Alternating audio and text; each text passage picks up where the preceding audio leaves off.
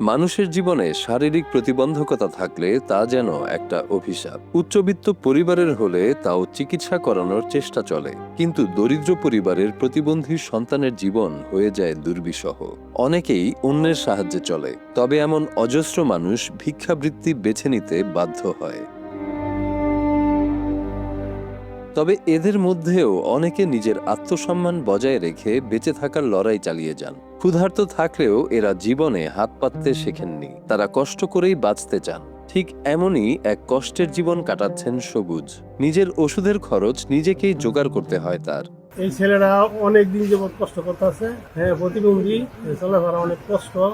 আমার অনেক থেকে ঠিকভাবে হাঁটতে পারেন না, চলতে খুব কষ্ট হয়, তবুও নিজের আত্মসম্মান নিয়ে জীবনযুদ্ধ চালিয়ে যাচ্ছেন সোনারগাঁও উপজেলার সাদিপুর ইউনিয়নের রতন মার্কেট এলাকার শহীদুর রহমান সবুজ। অনেকদিন ধরে জুতোর ব্যবসা করলেও খুব একটা চলছে না। আমি এত প্রতিবন্ধী, অনেকদিন আমি এই দোকান দিদি, কিন্তু তেমন কে চলে না।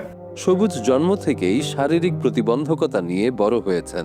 চলাফেরা করতে কষ্ট হলেও তিনি কখনো ভেঙে পড়েননি। কষ্ট আর সংগ্রামের মাঝেও পড়াশোনা চালিয়ে গেছেন। এইচএসসি পাশ করেছেন। আমি রেখে পড়ে করেছি, আমি ইন্টারমিডিয়েট পাস করেছি। লেখাপড়া করছে, অনেক কষ্ট করে করছে, অনেক আর্থিক অবস্থা খারাপ, তাও টুকটাক দোকানদারি করে, দোকানদারি চলেন। অন্যের দয়ায় নয়, নিজের পরিশ্রম করা অর্থে বাঁচতে চান সবুজ। তাই রতন মার্কেট এলাকায় ছোট্ট একটি জুতোর দোকান চালু করেন তিনি। প্রতিদিন সেই দোকানে বসে জীবিকা নির্বাহের চেষ্টা করছেন এই সংগ্রামী যুবক। সবুজ তো জন্ম থেকে প্রতিবন্ধী। কিছুদিন আগে এরকম ছিল, হ্যাঁ হাঁটা চলাই করতে পারতো না। ট্রিটমেন্টের পরে এখন একটু হাঁটতে পারে, খুবই কষ্ট করে হাঁটে। আর দোকানটা নিয়ে অনেক কষ্ট করে দোকানটা চালাইতেছে। তেমন কোনো এই জায়গাটা গ্রাম্য এলাকা, তো এখানে তেমন কাস্টমারের তেমন সারা শব্দ নাই। সমাজের অনেক মানুষ নানা কটূক্তি করলেও সেসব কথায় থেমে যাননি সবুজ। নিজের ইচ্ছা শক্তি আর আত্মবিশ্বাসকে পুঁজি করেই তিনি সামনে এগিয়ে যাচ্ছেন।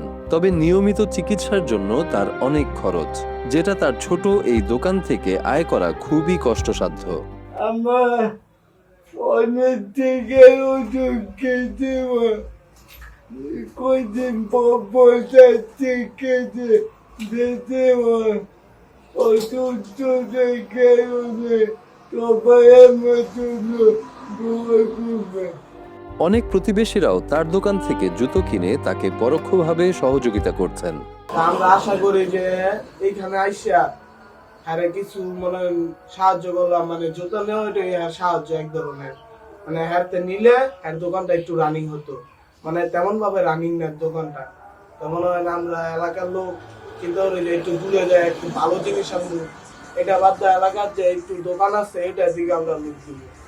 মানে আমরা মনে করেন হ্যাঁ যদি পাশে না দাঁড়াই, আমরা না পাশে দাঁড়ালে কেটাই দাঁড়াইবো। উনি যদি কিছু সহযোগিতা পায় সরকারিভাবে, ওনার স্বাবলম্বী হবে। আপনারা সবাই সহযোগিতা করবেন। ওনার দোকান থেকে সবাই জুতা কেনা করবেন, উনি যাতে আর্থিকভাবে একটু সচ্ছল হয়। সরকার থেকে কিংবা ব্যক্তি উদ্যোগে অনুদান পেলে সবুজের ব্যবসা প্রতিষ্ঠান আরো উন্নত হতে পারে বলে মনে করেন এলাকাবাসী। আর্থিকভাবে ওদের ফ্যামিলিটা তেমন সচ্ছল না, তো যদি সরকারিভাবে কোনো অনুদান বা কোনো সাহায্য পাইতো, এর জন্য অনেক উপকার হইতো। তো আমি সরকারের কাছে আবেদন করি, বাইরে যেন সবাই সহযোগিতা করে এবং সরকার যেন লক্ষ্য রাখে তার।